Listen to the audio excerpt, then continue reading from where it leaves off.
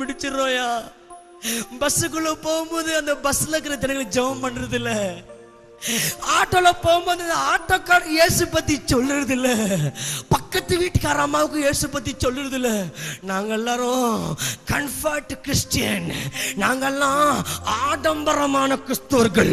எங்களுக்கு இங்கிருந்து தான் பிரசங்கம் பண்ண பிடிக்கும், கீழேந்து போக பிடிக்காது. நான் ஒன்று சொல்லிட்டா, மேடை மேல அறுவடை இல்ல, மேடை கீழே தான் அறுவடை இருக்கிறது.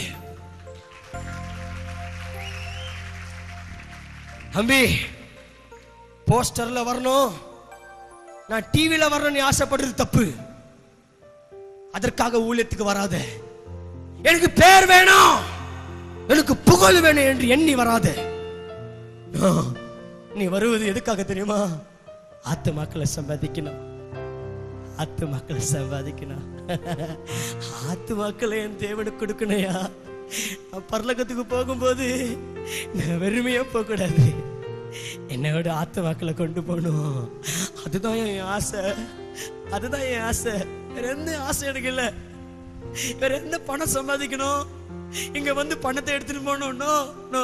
நான் பணத்துக்கு வர ஊழியக்காரர் நான் இல்லையா. போன் பண்ணி எனக்கு காணிக்கு எவ்வளவு தருவீங்கன்னு கேட்கிற ஊழியக்காரர் நான் இல்லை. எந்த ரூம் புக் பண்ணிக்கிறீங்கன்னு கேட்கிற ஆள் நான் இல்லையா. நான் வந்துக்கிறது சத்தியத்தை பேச விட்டு போகணும். இன்னைக்கு அநேக காரியங்களை நீங்க கேட்டு விட்டீங்க, அநேக வார்த்தைகளை கேட்டு, அநேக தவறான போதனைகளை கேட்டு தவறான வழியில போகிற நேரத்தில் ஆண்டவர் சரியாக உனக்காகவே இந்த கூட்டத்தை ஏற்படுத்துகிறார். உனக்காகவே உன் வாழ்க்கையை மாற்ற வேண்டும், நீ மனம் திரும்ப வேண்டும், நீ இயேசுக்காக சாட்சியா வாழ வேண்டும் என்று என் தேவன் வைராக்கியமா காத்திருக்கிறார். இன்னைக்கு தம்பி தங்கச்சி கை கும்பிட்டு கேட்டுறேன், இங்க கொடுத்த வார்த்தையை நீ வீட்டுக்கு போய் மறந்துடக்கூடாது. இயேசு பத்தி எத்தனை பேர் சொல்ல ஆசைப்படுறீங்க, அத்தனை பேரும் ஆத்மா பாரத்தோடு செயல்படணும், ஆத்மா பாரத்தோடு செயல்படணும். என் தேவனுக்காக, என் தேவனுக்காக, என் தேவனுக்காக நான் ஆண்டுகிட்ட என் வாழ்க்கையை ஒப்பு கொடுத்தேன். I gave my life to Jesus. When I was 21, I gave my life to Jesus. Now I am 32 years old. எனக்கு 32 வயசு ஆகுது. 21 வயசு வரும்போது என் வாழ்க்கையை ஒப்பு கொடுத்தேன். 21 வயசு ஆன பிறகு ஊழியத்துக்கு ஒப்பு கொடுத்தேன்.